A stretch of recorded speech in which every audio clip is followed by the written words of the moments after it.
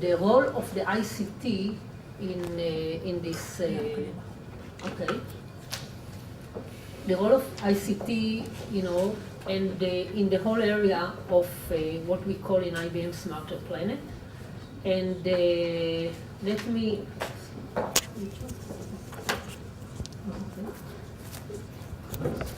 okay. So what is what IBM, and I'm not sure how many of you heard about the IBM concept and vision regarding what IBM calls Smarter Planet, and it's something which, is going up and, caught up in the industry, in all of the industry.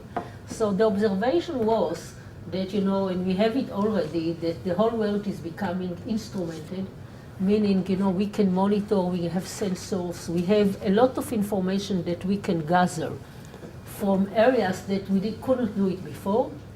We have, the whole world is interconnected. Let's say an RFID is connected to some concentrator, the concentrator is connected to a gateway, the gateway is connected to the internet, and we are all connected.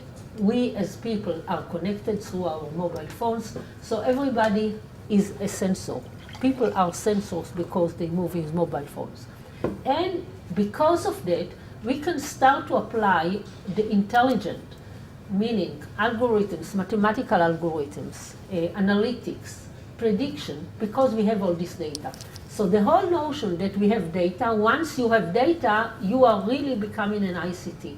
And I think one of the beauties of this whole thing is that with what we see today is domains that were not before considered at all to be high-tech are now high-tech because they produce information and because this information can be analyzed.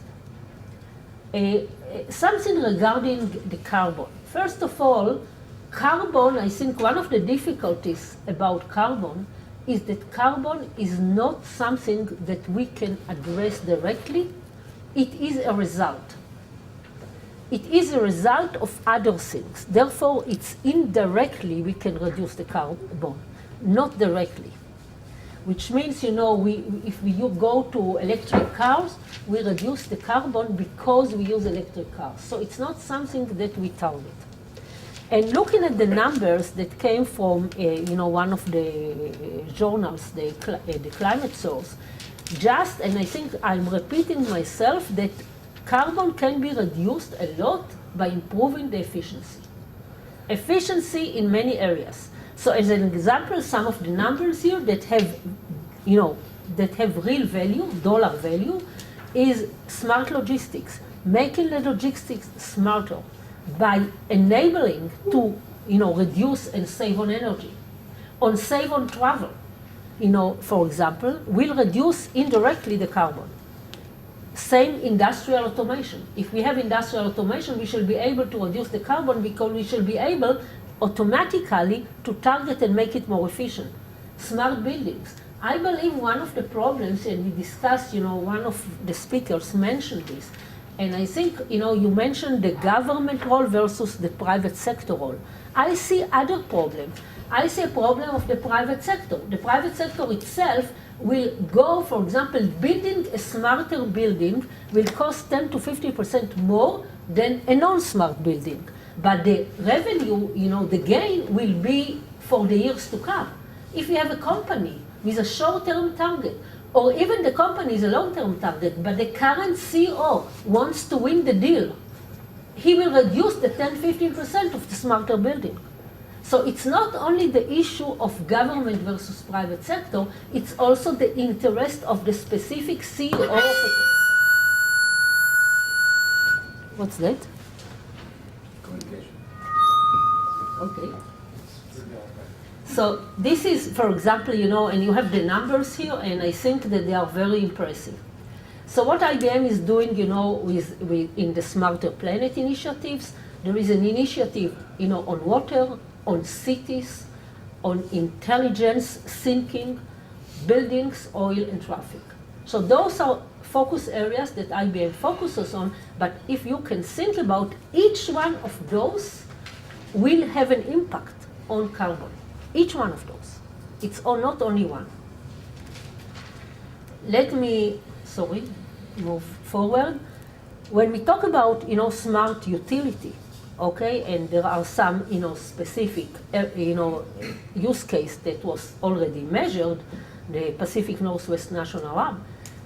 Fact is that 170 billion kilowatt hours are wasted worldwide because of inefficiencies. It's a lot. It's really a lot. So just improving the efficiency, we can save a lot of energy, maybe more than we can gain immediately from the renewable. Another thing, for example, for a utility company itself, the case that I mentioned, and these are real measures, is that they had 50% reduction on the peak load. So if we are able to, and we all know that the cost of the electricity, building a new plant is because the peak is going higher. If we can reduce the load, it means the peak is lower and we don't have to build another plant in Ashkelon maybe. So there are a lot of impacts of this, and of course, there are savings also in cost. Okay. One of the other things that I want to mention, so what is our role, the ICT companies of the world? One of them is to monitor. There was monitor and understand. Because monitoring is required to have data so that we can have insights and understand what's going on, so we shall be able to do something. One of the IBM projects that we did was in Ireland, in Galway Bay, that was related to water, but what it did, it put a lot of sensors in Galway Bay in order to monitor the fish and the vegetation. They have some problems with vegetation in the sea, in the Gulf, in the bay there. And the fish. What does it give? Fishermen know where the fish are going. We can monitor how many, whether the population of the fish is going up or down, what's the impact. Being able to monitor and sense is, I think, critical for the future. For example, if we put the windmills, what is the impact on the birds' migration? What's the impact on the birds? Maybe there are some days in the year that we should shut off the windmills. Maybe if we have weather prediction and we know that there is going to be no wind, maybe we shut it off. So there are a lot of interdependencies and interrelation. For example, one of the things that we don't do in Israel, we put desalination plants. But do we monitor what is the impact on the